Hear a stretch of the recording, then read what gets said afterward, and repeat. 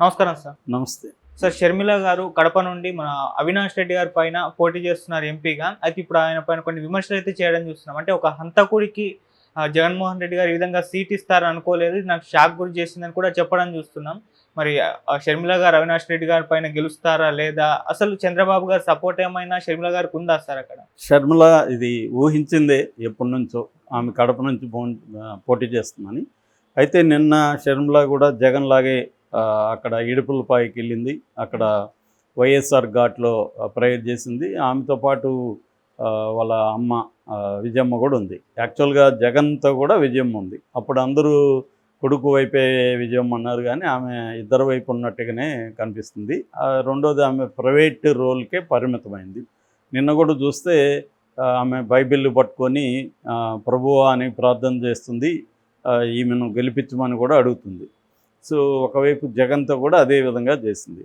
So ఇదొక విచిత్రమైన test యేసుక్రీస్తుకి కూడా, ఆయన ఎవరి వైపు నిలబడాలి, ఏ ప్రేయర్ వినాలి అనేది కూడా. సో ఈ పక్కన పెడితే నిన్న క్యాండిడేట్లను కూడా అనౌన్స్ చేశారు మొత్తం. అందులో మనం అసెంబ్లీని పక్కన పెడితే పార్లమెంటుకి సంబంధించి కడప నుంచి తనే పోటీ చేస్తున్నానని ప్రకటించింది. ఇక కాకినాడ పల్లంరాజు, బాపట్ల జేడి శీలం, రాజమండ్రి గిడుగురు రుద్రరాజు, ఆయన ఇంతకుముందు పిసిసి ప్రెసిడెంట్గా ఉన్నాడు. పల్లంరాజు ఆల్రెడీ మినిస్టర్గా జేడి శీలం కూడా పనిచేశారు. ఇక కర్నూలు రాంపుల్లయ్య యాదవ్, ఈయన కూడా సీనియర్ కాంగ్రెస్ నాయకుడు. సో అందరూ కూడా ఎంపీలుగా కాంగ్రెస్ వాదులు, సీనియర్ కాంగ్రెస్ నాయకులనే పెట్టారు. ఆ మేరకు మెచ్చుకోవాలి, అంటే వేరే పార్టీ నుంచి వచ్చిన వాళ్ళకి ఇవ్వలేదు. అట్లాగే అసెంబ్లీలో మాత్రం వైఎస్ఆర్సీపీ నుంచి వచ్చిన వాళ్ళకి కూడా అదే నియోజకవర్గాల్లో ఇచ్చారు. ఇక ఆమె ఒక తీవ్రమైన ఆరోపణలు చేశారు. ఇప్పటివరకు డైరెక్ట్గా చేయని ఆరోపణలు చేసింది ఏంటంటే, అవినాష్ రెడ్డి హంతకుడు అని ఆమె స్టేట్మెంట్ ఇచ్చారు. వివేకానంద రెడ్డిని హత్య చేసింది అవినాష్ రెడ్డి, అట్లాంటి హంతకుడికి జగన్ సీట్ ఇచ్చాడు, ఈ జగన్ నాకు ఇప్పుడు తెలీదు అని కూడా ఆమె చెప్పారు. అంటే ఈ యాంగిల్ ఆఫ్ ద జగన్, ఈ ముఖం నాకు తెలియదు ఇప్పటివరకు.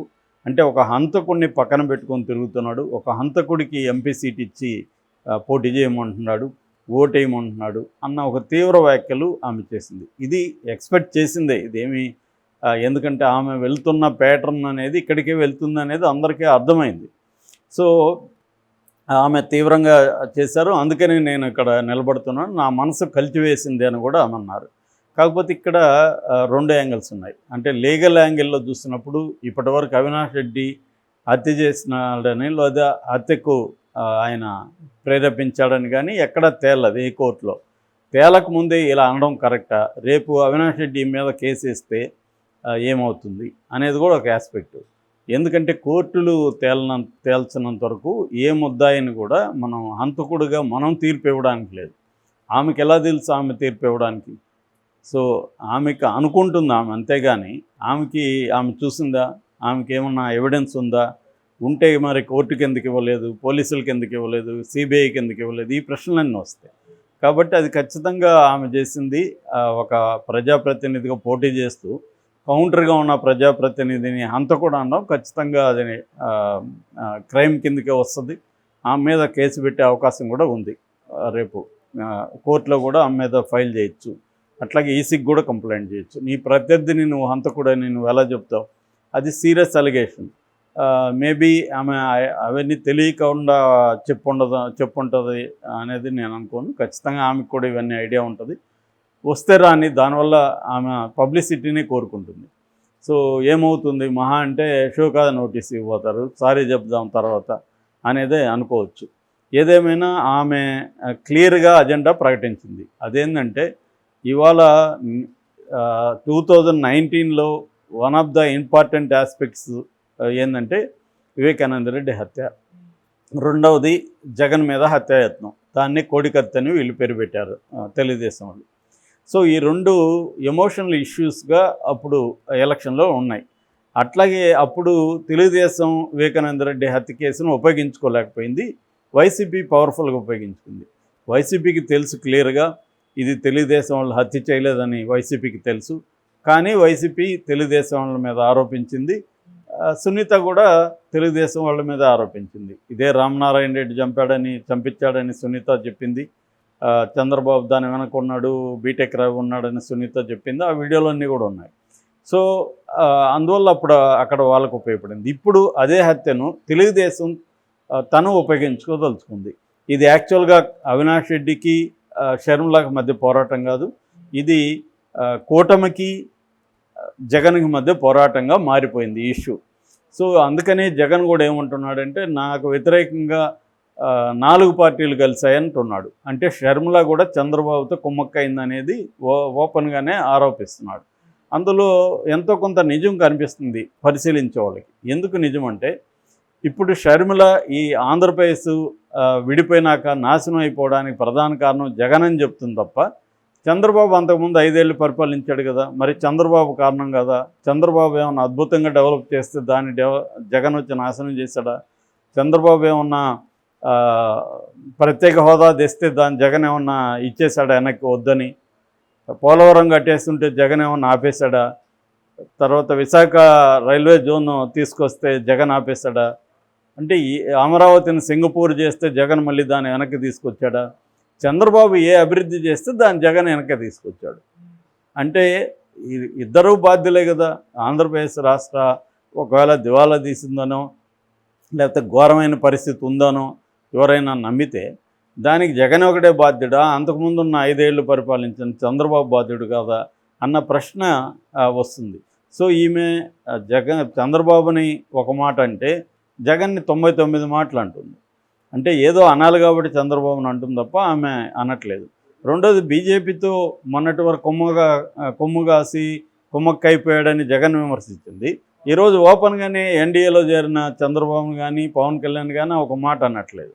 అంటే క్లియర్గా మొత్తంగా ఆంధ్రప్రదేశ్లో రాజకీయాలు ఒకే ఒక అంశం చుట్టూ లేదా ఒకే ఒక వ్యక్తి చుట్టూ తిరుగుతున్నాయి. అదేంటంటే జగన్ని దించేయాలా, మళ్ళీ అధికారంలోకి తేవాలి, ఇంతే. ఇంక వేరే ఏ అజెండా లేదు. ఎన్ని మాట్లాడినా ఒకే అంశమే సెంట్రల్ అంశంగా ఉంది. అది జగన్ మళ్ళీ అధికారంలోకి రావాలా, లేకపోతే జగన్ దిగిపోవాలా. సో అదే అంశంలో ఈమె కూడా పట్టుకునింది.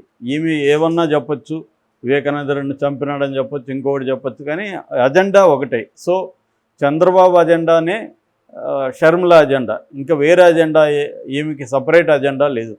ఈమెకి కూడా అజెండా ఏంటి, జగన్ను అధికారంలోకి దించాలా, దించినాక ఏం జరుగుతుంది, ఈ కూటమి వస్తే పర్వాలేదా, ఇది బీజేపీ ఉంది కదా, మరి దానికి ఆమె దగ్గర ఆన్సర్ లేదు. సో జగన్ని దించడం అంటే అర్థం ఏమిటి, చంద్రబాబు ముఖ్యమంత్రి అవ్వడం, కూటమి అధికారంలోకి రావడం. అదే ఆమె కోరుకుంటుంది. ఆమె పైకి బీజేపీని విమర్శిస్తుంది కానీ బీజేపీ ఉన్న ఈ కూటమిని ఆమె గట్టిగా విమర్శించట్లేదు, జగన్నే విమర్శిస్తుంది. కాబట్టి చంద్రబాబు ఆమెకు హెల్ప్ చేయాలనే ఉద్దేశమే కనబడుతుంది. ఎందుకంటే భూపేష్ రెడ్డిని అక్కడ పెట్టాడు. యాక్చువల్గా భూపేష్ రెడ్డి ఎవరు, గతంలో దేవగుడి నారాయణ రెడ్డి కొడుకు, ఎమ్మెల్సీగా ఉన్న అబ్బాయి, యంగ్. తను జమ్మలమడుగులో నీకు సీట్ ఇస్తానని అక్కడ అతన్ని ఇన్ఛార్జిగా ప్రకటిస్తే అతను 30 నెలలుగా అక్కడ పనిచేసుకుంటున్నాడు. సో పనిచేసుకుంటూ అతను అక్కడే సీట్ వస్తుందని నమ్మకంతో ఉన్నాడు. కానీ చంద్రబాబు ఏం చేశాడు, దాన్ని బీజేపీ వాళ్ళకి ఇచ్చేశాడు. బీజేపీలో కూడా ఒకప్పుడు తెలుగుదేశం నుంచి వెళ్ళిన ఆయనే ఉన్నాడు, ఆదినారాయణ రెడ్డి ఉన్నాడు, వీళ్ళ బాబాయ్, ఈ భూపేష్ రెడ్డి వాళ్ళ బాబాయ్. సో భూపేష్ రెడ్డికి ఏ రకంగానే ఇంట్రెస్ట్ లేదు ఎంపీగా రావడం, కానీ భూపేష్ రెడ్డిని తీసుకొచ్చి ఎంపీగా పెట్టాడు, ఆదినారాయణ రెడ్డికి ఏమో అక్కడ ఇప్పించాడు. సో ఇప్పుడు అది అబ్బాయి బాబాయ్ లాగా అయిపోయింది అక్కడ. భూపేష్ నేను అక్కడే రెబల్గా పోటీ చేస్తానన్నాడు, మరి ఏం చేస్తాడో కానీ చంద్రబాబు మొత్తానికి బుజ్జగించి తీసుకొచ్చాడు. సో భూపేష్ క్లియర్గా అక్కడే వీక్ క్యాండిడేటు, అతను గతంలో పనిచేయలేదు, అతనికి ఇక్కడ ఏమీ పట్టలేదు. సో ఇలా ఎందుకు పెట్టాడు మరి చంద్రబాబు అక్కడ అన్నప్పుడు క్లియర్గా షర్మిలాకి హెల్ప్ చేయడానికి పెట్టాడు అనేది. ఎందుకంటే అక్కడ ఎలాగూ 1989 నుంచి ఇప్పటి వరకు కడప పార్లమెంట్లో తెలుగుదేశం గెలవలేదు. అది ముందు నుంచి కాంగ్రెస్, తర్వాత వైఎస్ఆర్. ఏదేమైనా వైఎస్ఆర్ ఫ్యామిలీదే కడప. ఓకే. సో అలాంటి దీంట్లో ఎట్లాగూ మనం గెలము. ఈసారి ఈమె నిలబడుతుంది కాబట్టి దీన్ని స్టేట్ వైడ్గా మనం ఇష్యూగా మార్చి వివేకానంద రెడ్డి హత్య అనే దాన్ని స్టేట్ వైడ్ ఇష్యూగా మారుద్దాము. ఎందుకంటే వాళ్ళ గతంలో అమరావతి ఉంది, దాన్ని పక్కన పెట్టేశాడు చంద్రబాబు. ఎందుకంటే అమరావతి కానీ తీసుకుంటే చంద్రబాబుకి ఇబ్బంది, మిగతా 2 ఏరియాల్లో కూడా చంద్రబాబుకి ఇబ్బంది. అందుకని అమరావతి ఇష్యూని కిల్ చేసేసి వివేకానంద రెడ్డి ఇష్యూని చంద్రబాబు పైకి తీసుకొస్తున్నాడు. దీన్ని తాము ఉపయోగించుకుందాము అనేది ఆయన ప్లాను. దానికి షర్మిల ఉపయోగపడే అవకాశం ఉంది. కాకపోతే ఇది జనాలకి అర్థమైనప్పుడు షర్మిలకి ఏ ఓటు చేల్చగలుగుతుంది? జగన్ ఓటు అయితే చేల్చదు అప్పుడు. ఎందుకంటే ఈమె చంద్రబాబు మనిషి అయినప్పుడు జగన్ ఓట్లు చంద్రబాబు మనుషులకి ఎందుకు వేస్తారు? కాబట్టి అప్పుడు చీల్తే గీల్తే చంద్రబాబు ఓట్లే చేలాలి, జగన్ ఓట్లు అయితే చేలవు. ఆ రకంగానే ఇప్పుడు వైసీపీ కూడా ఈమెను చంద్రబాబు మనిషిని ప్రొజెక్ట్ చేస్తున్నారు. చంద్రబాబు కూడా దానికి తగినట్టే బిహేవ్ చేస్తున్నాడు. ఆ యాంగిల్లో తీసుకున్నప్పుడు వైసీపీ ఓటు ఇట్లా వచ్చే అవకాశం లేదు. ఎందుకంటే ఈమెకి సపరేట్ ఓటు బ్యాంక్ లేదు. కాంగ్రెస్కి 1 అంటే 2% కూడా ఓటు లేదు. గతంలో తీసుకుంటే ఇదే నియోజకవర్గంలో 2019లో దాదాపు 3,80,000 మెజార్టీతో అవినాష్ రెడ్డి గెలిచాడు. అది మామూలు మెజార్టీ కాదు, 3,80,000 అనేది. అంటే ఈయనకి వ్యతిరేకంగా పోటీ చేసిన ఆదినారాయణ రెడ్డికి 4 లక్షలు వస్తే ఇతనికి 7,80,000 వచ్చాయి. కాంగ్రెస్కి ఎంత వచ్చింది తెలుసా? అక్కడ కాంగ్రెస్ తరపున అజిత్ కుమార్ మీనా పోటీ చేస్తే 14,000 ఓట్లు, అంటే 1% ఓట్లు కూడా రాలేదు. మరి 1% నుంచి ఈమె ఎంత పర్సెంట్కి దాన్ని పెంచగలదు? ఎంత ముక్కినా మూలిగినా ఇంకొక % పెంచగలదు. కానీ ఈమెకి ఏ 30% 20% వరకు ఈమె తీసుకుపోయే పరిస్థితి లేదు. ఎందుకంటే ఈమెకున్న అక్కడ బేస్ ఏంటి? ఈమె ఎప్పుడు వర్క్ చేసింది అక్కడ? కాంగ్రెస్ పార్టీకి ఉన్న బేస్ ఏంటి? ఇవేవి లేవు. అందువల్ల తెలుగుదేశం ఓట్లు ఈమెకి ఏమైనా పడితే ఈమె % ఒక 10 15 పెరగాలి. అదే ఇప్పుడు ప్లాన్. చంద్రబాబు కూడా తెలుసు ఇవన్నీ, మనకు తెలిసింది ఆయనకి తెలియదు కాదు. కానీ దీనివల్ల ఏమవుతుందంటే వివేకానంద రెడ్డి ఇష్యూ స్టేట్ వైడ్గా బర్నింగ్లో ఉంటుంది. దానివల్ల జగన్ దెబ్బతీయచ్చు అనేది ప్లాను. ఆ ప్లాన్ అయితే ఎంతో కొంత వర్కౌట్ అయ్యే అవకాశాలు ఉన్నాయి.